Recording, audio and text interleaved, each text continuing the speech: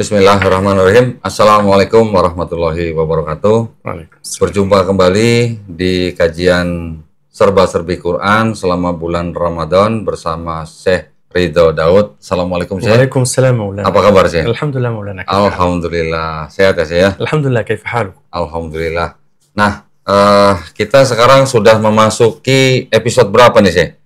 Episode ke-20 ya, berarti ya? 20 ya? Betul ya? 20 ya? Saya kira 20. 20, ya betul. Jadi kita sudah memasuki episode 20 ini, kita sudah bahas dari episode 1 sampai 19 banyak sekali. Ya. Terakhir kemarin kita bahas tentang kejadian-kejadian selama bulan Ramadan. Ya. Kemudian kita juga sudah bahas tentang bagaimana Quran diturunkan. Ya. Ada qiraat, Ya. kemudian ada juga tentang 7 huruf, ada 7 ahruf, sebab nuzul, seperti itu. ya, asbab nuzul dan sebagainya. Ya, mudah-mudahan kajian kita yang pendek-pendek, 20 menit, Ya, membawa manfaat ya buat para pemirsa, insya Allah. Baik, nah, untuk memasuki episode ke-20 ini, kita akan mulai membicarakan tentang ayat-ayat Quran, Syekh. Ya, silahkan. Tetapi yang sering dipakai oleh musuh-musuh Islam untuk memfitnah Islam. Ya. Ya, banyak sekali kan ayat-ayat yang kita tahu bahwa dipakai oleh mereka sebagai dalil. Ya, rata-rata dalil untuk menunjukkan atau membuktikan bahwa Isa Al-Masih adalah Allah Subhanahu Wa Taala. Kurang lebih seperti itu. Ya, bahwa Isa Al-Masih adalah Rob gitu. Nah, ya betul ya. Betul. Baik, nah kalau begitu tanpa membuang waktu lagi, kita akan langsung mulai ya Syekh ya. Kita akan mulai membahas satu ayat yang memang sering dipakai oleh misionaris-misionaris untuk diberitahukan kepada orang-orang Islam bahwa ini ada ayat bukti bahwa Isa Al-Masih adalah Rob atau Allah itu sendiri gitu. Ada di Quran surat Ali Imran, Syekh. Surat Ali Imran. Ali Imran ayat ke-45. 45. Ya, mungkin kita bisa sama-sama lihat ya, Syekh ya. Nah, coba tolong ditampilkan. Nah, ini. Mungkin Syekh kalau mau baca, silakan. A'udzu billahi minasyaitonir rajim. Bismillahirrahmanirrahim. إذ قالت الملائكة يا مريم إن الله يبشرك بكلمة منه اسمه المسيح عيسى بن مريم وجيها في الدنيا والآخرة ومن المقربين. Ya, saya bacakan terjemahannya. Ingatlah ketika malaikat Jibril berkata, wahai Maryam, sesungguhnya Allah menyampaikan kabar gembira kepadamu tentang kelahiran anak yang diciptakan dengan kalimat darinya, namanya Isa Al-Masih putra Maryam, seorang terkemuka di dunia dan di akhirat, serta termasuk orang-orang yang didekatkan kepada Allah. Di sini ada kata terkemuka, Syekh. Iya. Ya. Kata terkemuka ini diklaim oleh para musuh Islam. Diklaim para musuh Islam. Ya, diklaim apa? Bahwa Isa Al-Masih itu adalah orang yang terkemuka di dunia dan akhirat. Jadi, mereka akan klaim bahwa, tuh lihat, bahwa Nabi Isa adalah seorang terkemuka di dunia dan akhirat. Tidak hanya di dunia, tapi juga di akhirat. Nah, ada nggak Nabi yang juga terkemuka di dunia dan akhirat di Quran? Mereka klaim bahwa tidak ada Nabi dikasih terkemuka. Selain Nabi Isa Al-Masih. Nah, itu adalah pertanyaan mereka. Nah, kita bagaimana melihat seperti ini, tuduhan seperti ini? Betul. Ya, bismillah walhamdulillah wassalatu wassalamu ala rasulillah amma ba'd. Betul, saya tahu ayat yang kita akan membahas kali ini. Tapi saya mau bertanya. Bertanya Anda dan kamu, itu lapanan Anda, betul. Bagaimana ayat ini kita akan menjelas dan akan mentafsirkan ayat bagaimana. Tapi saya bertanya betul. Karena saya, itu bagi saya sesuatu aneh. Bagaimana mereka menggunakan ayat ini, terutama wajihan, termuka, biar menjadi Tuhan. Bagaimana?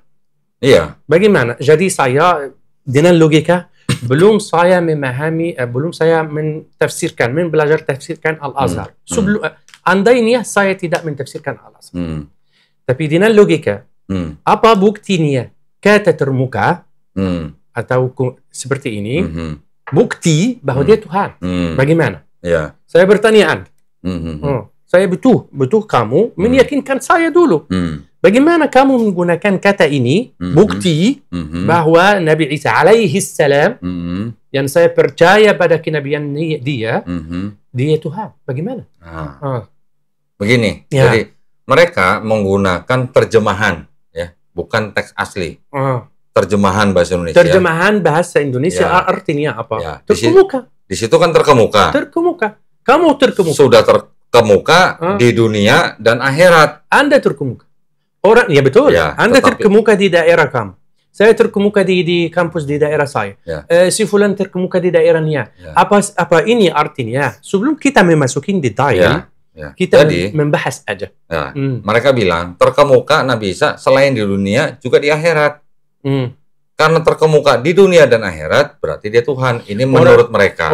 Orang yang tidak Nabi, tidak Rasul, tidak gini akan terkemuka sebelum akan datang aku Allah pada hari kiamat terkemuka. Orang syahid. Orang syahid. Orang syahid. Yang mati syahid. Syahid. Dia terkemuka benar. Terkemuka prisoner gini dia pada hari. Apa dia orang? Apa dia Tuhan? Bukan. Pelan-pelan. Saya akan mencerita, mentafsir. Tapi saya pelan-pelan sama Anda karena saya betul saat membaca ayat ini. Bagaimana ayat? Saya mencari ayat.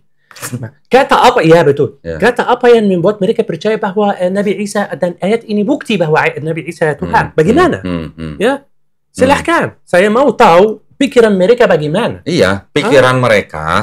Karena di situ dikatakan Nabi Isa alaihissalam terkemuka selain di dunia juga di akhirat. Itu yang menjadikan bahan atau dasar mereka mengatakan bahwa Nabi Isa alaihissalam itu adalah Tuhan atau Rob. Gitu. Di ketahuan saya, mereka ada orang syahid di sana, tidak tahu nama syahid. Anda yang lebih paham dari itu. Namanya Abu Sifin, yang mempunyai dua pedang, melakukan gini dua pedang di perang, dia naik kuda. Mereka namanya apa? Abu Sifin. Dia orang syahid di budaya orang Nasrani. Saya tidak tahu. Kamu yang mengkoreksiku saya. Mengkoreksikan. Apa dia terkemuka juga? Dia orang terkemuka juga. Apa dia Tuhan? Bukan. Jadi bagaimana? Tapi kalau mentafsirkan ayat, saya tidak butuh tafsir, tapi akan tafsir. Kita tidak butuh tafsir karena udah membukti dari awal, dari membahas dengan sederhana. Sebelum masuk details atau ayat ini sebab turunnya atau ini atau ini, Allah Subhanahu wa taala kasih kita contoh jelek. Contoh sederhana sebelum saya mentafsirkan juga. Di ayat ini disebutkan di halaman sebelah kanan. Yang terakhir. Ayat yang sebelum kiri yang di atas. Oke, jadi kita ayat yang di sebelum kanan, ada ayat yang sebelum kanan. Sebelum kanan, yang di sebelah kanan, Zakaria didapat berita gembira, kabar berita gembira bahwa Allah Subhanahu wa taala akan kirimku dia anak. Qala rabbi anna yakunu li ghulamun wa qad balaghani al-kibar wa imra'ati aqri. Allah bagaimana? Saya akan diberi anak padahal saya orang tua. Rambut saya putih, istri saya udah tua, tidak bisa hamil lagi. Jawab Allah Subhanahu wa taala apa? Di halaman yang sebelah kanan. Kadzalika Allah yaf'alu ma yasha. Allah Subhanahu wa taala melakukan yang dia mau. Itu tergantung Allah, terserah Allah. Itu jawaban Allah kepada Nabi Zakaria. Sesama pertanyaan ini sebelah kanan di halaman kiri dari Maryam ke Allah saat ketemu berita gembira ini. Dia bagaimana ya Allah? Qalat ya Rabbi anna yakunu li waladun wa qad balaghan qala anna yakunu li waladun wa lam yamsasni bashar. Bagaimana ya Allah? Itu pertanyaan Maryam. Bagaimana ya Allah akan dikasih anak padahal saya tidak pernah disentuh laki-laki. Jawab Allah apa? Pertanyaan Zakaria dan jawabnya. Pertanyaan Maryam dan jawabnya. Sebelah kanan, sebelah kiri. Jawab Maryam Allah pada Maryam apa? Kadzalika Allah yakhluq ma yasha. Itu Allah Subhanahu wa taala mencipta yang dia mau. Jadi jawaban Zakaria Allah melakukan yang dia mau. Jawaban Maryam Allah juga sama. Mencipta, bukan lakukan. Sama Zakaria jawab Allah lakukan yang saya mau. Itu tergantung Allah. Jawab Maryam ke Maryam, Allah mencipta. Bukti bahwa di sini beda dari sini, dari sana. Artinya Allah Subhanahu wa taala akan lakukan apa sama Isa? Cipta. Maryam. Cipta Isa. Oh, Nabi Isa. Nabi Isa. Okay, jawab Nabi Isa, jawab Allah, biar saya lebih jelas sama pemirsa, mungkin bahasa saya kurang. Jadi saat Zakaria dan Maryam bertanya Allah Subhanahu wa taala, bagaimana ya Allah kita dikasih anak, padahal Zakaria orang tua. Istrinya tidak bisa kandung lagi. Mandul. Tidak bisa hamil lagi. Mandul namanya. Mandul. Mandul. Jadi jawab Allah sama Zakaria apa?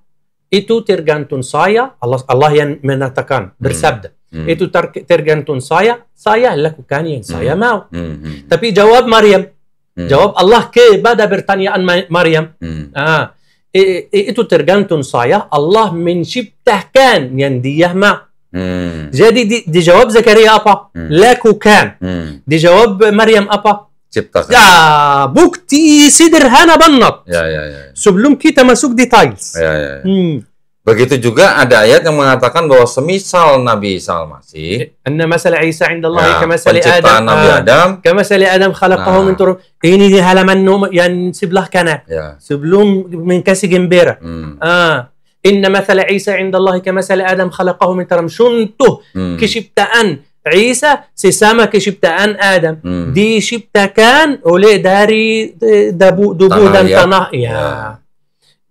Saya betul ya saudara saya betul kamu meyakinkan saya. Bagaimana mereka percaya? Ya betul. Karena begini, saya melihat begini, kan yang mereka gunakan itu hanya bahasa Indonesianya saja, hanya terjemahan bahasa Indonesia. Ya, ketika mereka klaim bahwa karena disebut Nabi Isa alaihissalam terkemuka di dunia dan akhirat, mereka berarti menolak ayat yang lain di Quran surat Maryam ayat 30 yang dimana Nabi Isa Al-Masih berkata bahwa aku ini adalah hamba Allah dan Allah menjadikan aku seorang nabi. Sudah jelas Nabi Isa hanya seorang nabi. Sudah jelas. Allahu Akbar. Bagaimana mereka mau bilang Nabi Isa adalah Tuhan atau Allah? Allahu Akbar. Simple kan? Ya simple banget. Ya. Sebelum masuk detail menjelas tafsir asbab turun ayat ini, surat ini, akan jelas juga, gak apa-apa kita bersama meluas kalau ngobrol tentang tafsir kan. Oke, saya sekarang punya jawaban satu lagi. Silahkan. Terhadap klaim orang seperti ini. Mereka mau menggunakan bahasa Indonesia, ya kan? Karena ada kata terkemuka di dunia dan akhirat. Sekarang kita coba lagi lihat teks bahasa Arabnya. Tadi kan di situ ada kata wajihan. Wajihan, terkemuka. Terkemuka, wajihan. Ya. Sekarang kita buka Quran surat 33. Ya. Surat Al-Ahzab ayat 69. Nah, coba kita baca. Mana? Ya ayyuhalladzina amanu. Ya ayyuhalladzina amanu la takunu kalladina adaw Musa fabarra'ahu Allah mimma qalu wa kana 'inda Allah wajiha. Terkemuka. Terkemuka.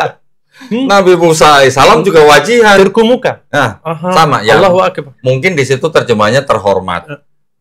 Ya, bahasa Indonesia jadi terhormat. Kedudukannya terhormat.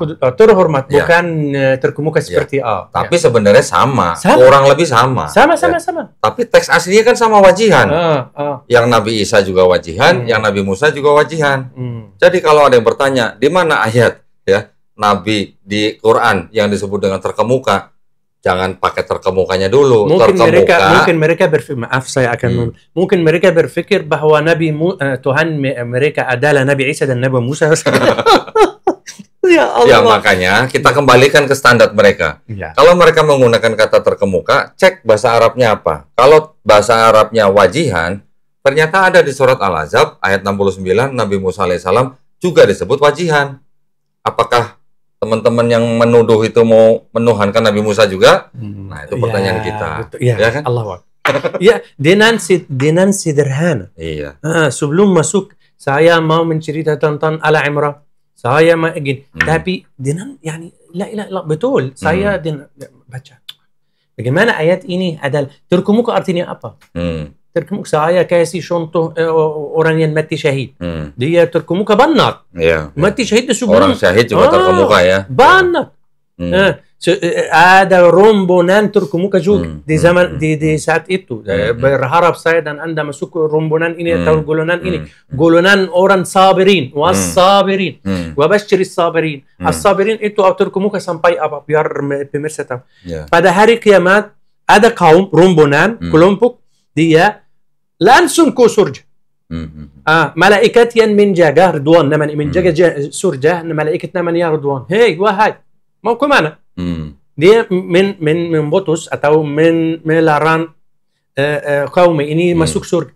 Tapi kaum ini mengatakan, hei Ridwan, kamu tidak tahu kita siapa? Siapa kamu? Kita as-sabirin. Kalian as-sabirin, silahkan. Tanpa hitung, tanpa siksa, tanpa menunggu. Rombongan ini, kalangan ini masuk langsung. Turkumuka atau tidak? Iya, betul. Wagihan ayat yang bukti Anda, wow. Karena kesalahannya bukan dengan Al-Quran, kesalahan terjemahan. Di sini Turkumuka. Di sini tuh hormat. Tetapi sama-sama wajihan. Sama wajihan. Jadi lebih otoritatif yang mana? Teks asli atau terjemahan? Ya, betul Allah. Gitu kan? Saya berharap atau saya karena macam lapangan Anda di Mesir tidak ada. Lapangan di Mesir aktivitas Anda di Mesir tidak ada. Oh, maksudnya tidak ada orang yang berdakwah seperti saya begitu di Mesir? Tidak. Oh, tidak ada? Tidak boleh? Tidak boleh. Okay. Dan pada saat yang sama tidak ada dakwah langsung di negara saya. Tidak ada dakwah langsung. Baik dua pihak, Muslim atau Nasrani. Tidak boleh. Jadi tidak boleh saling berdakwah? Biar tidak memicu fitnah. Nggak usah. Tapi jadi pertanyaan dan hal-hal yang kamu menghadapi di Indonesia bagi saya sesuatu baru aneh bagi saya. Apakah orang berislam, orang beriman atau dudukan Indonesia, masyarakat Indonesia bisa memikir suatu hari dengan pemikiran yang seperti itu? Ya Allah. Ya, jadi begini sih. Ya, silahkan. Karena orang-orang yang menuduh itu kan hanya menggunakan terjemahan, ya, bukan teks asli. Ya. Jadi mereka memang tidak terbiasa dengan teks aslinya gitu. Karena kitab mereka pun yang di sini, ini juga semuanya hampir semuanya terjemahan. Ya pasti. Ya, pasti. Yang ada teks aslinya hanya beberapa saja, tidak semua. Betul. Oke. Sekarang kalau kita mengikuti pola pemikiran mereka dengan menggunakan kata terkemuka, kita kembalikan saja. Apakah kata terkenal itu artinya paling terkenal? Artinya aslinya paling terkenal. Kalau kata awalnya dan kinal. Ya. Itu bahannya. Saya kembalikan. Kalau kata terkenal, apakah artinya yang paling terkenal? Tidak. Tidak. Di pemahaman saya tidak. Ya. Tidak paling terkenal. Terkenal aja. Kalau kata terhormat, apakah artinya orang itu paling terhormat? Tidak juga. Tidak juga. Ya. Dia sifat. Sifat. Jadi kalau terkemuka, apakah dia paling terkemuka? Tidak juga. Allah. Ya, itu dari bahasa Allah, Indonesia. Bahasa Indonesia. Dari terjemahan saja. Allahu Akbar Ali. Jadi kalau begitu harus pandai-pandai mencari poin yang kuat. Begitu. Kalau hanya menggunakan kata terkemuka yang terjemahan bahasa Indonesia, ada kata dunia dan akhirat, itu semuanya standarnya masih lemah. Begitu. Dan saya akan berkomentar karena saya kagum sama pembahasan Anda dengan bahasa Indonesia dan kalau saya akan ikut mereka bahwa terkenal itu lebih kenal, lebih ya, tapi golongan hamba bukan golongan Tuhan. Ya. Kenapa kamu jump ke Tuhan? Ya, betul. Kalau Anda ini saya akan ikut bahasa kamu bahwa terkenal itu adalah sama dengan paling terkenal. Oke, bagus, saya akan ikut. Tapi di golongan rombongan apa? Rombongan hamba, manusia, bukan rombongan Tuhan. Jadi dari mana kamu membawa kepercayaan? Itu yang membuat saya betul-betul tapi bagus bahasanya. Dia bisa belajar saya bahasa Indonesia ya, Pak. Nanti kita belajar bahasa Indonesia ya. Baik, nah kalau begitu kita tutup ayat ini ya, nanti kita bahas ayat yang lain di episode berikutnya ya. Terserah. Kita hanya kasih kesan bahwa kalau memang musuh Islam mau mengutip-ngutip ayat Quran ya atau mengambil ayat-ayat Quran sebagai pembuktian bahwa Nabi Isa Al-Masih adalah Tuhan atau Allah itu sendiri, maka jangan lupa baca Quran surat Maryam ayat ke-30 di mana Nabi Isa Al-Masih mengatakan bahwa aku ini hanyalah hamba Allah dan aku diberikan kitab Injil dan Allah menjadikan aku seorang nabi. Itu dulu dipegang. Ya betul. Kalau itu tidak dipegang, terus mengambil ayat-ayat yang lain, terus mengklaim bahwa Nabi Isa Al-Masih adalah Tuhan, berarti kalian double standar. Ya. Dan betul. juga pesan saya, jangan terpaku pada teks terjemahan. Pelajari dulu bahasa aslinya. Kata terkemukanya apa? Wajihan. Ternyata ada Nabi Musa wajihan juga. Ya, berarti kalau kalian mau menuhankan Nabi Isa karena wajihan, Nabi Musa juga harus jadi Tuhan kalau begitu. Ya. Boleh saya kirim pesan Boleh, sama Anda? Ya. Ya. So, para ulama di Indonesia. Saya lihat di para ulama Indonesia yang paling terkenal. Baik terkenal lebih atau tidak, tapi terkenal. Ya, di Indonesia. Jagalah tafsir Al-Quran. Jagalah tafsir Al-Quran. Dan saya berharap sama saudara saya, kawan saya, insya Allah setelah Lebaran, kita mengkhususkan hari setiap minggu, biar saya dan saudara membahas tafsir beberapa ayat bagian dari Al-Quran.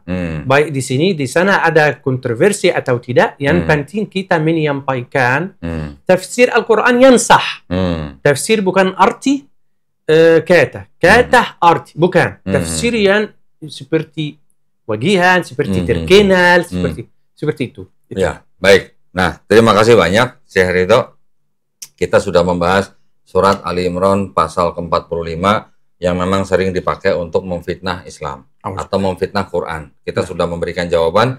Mudah-mudahan jawaban kami bisa menjawab juga kegelisahan teman-teman Muslim yang mungkin menerima pertanyaan yang sama ya. Gitu ya. Baik, kita nanti akan lanjutkan ke episode-episode berikutnya. Kepada para pemirsa, kami ucapkan selamat berbuka puasa. Kita sudah memasuki 10 hari ketiga.